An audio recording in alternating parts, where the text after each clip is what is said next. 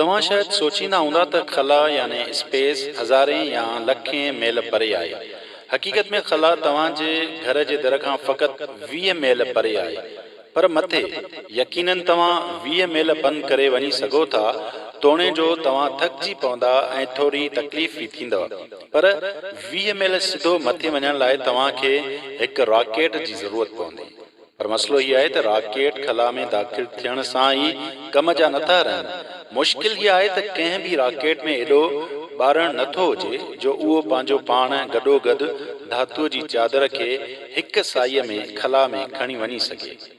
Rocket खे खला में खणी वञण जो फ़क़ति हिकिड़ो ई तरीक़ो आहे त जॾहिं उहो हवा में तमामु घणो मथे चढ़ी वञे त पंहिंजे कुझु हिसे खे उछलाए छॾे।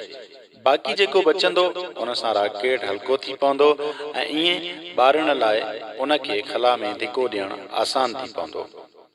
तसवुरु करियो जेकॾहिं तव्हांजा माउ या पीउ मार्केट ॾांहुं वेंदे पंहिंजी कार जो वॾो हिसो उछले छॾनि ऐं फ़क़ति 4 फीथा ऐं हैंडल खणी वञनि, तंहिं करे खेनि ॿियो भेरो मार्केट वञण लाइ पंहिंजी कार नए सिर ठाहिणी पवंदी, केॾी न खिल जो बि ॻाल्हि आहे।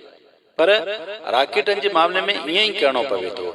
हर भेरे खेनि नए सिर ठाहिणो पवे थो, तंहिं करे खला में वञणु तमामु महांगो थी वञे थो। हर एक अमरीकी खलाई शटल अमेरिकन स्पेस शटल ते अटकल $500 मिलियन ख़र्च थिए थो।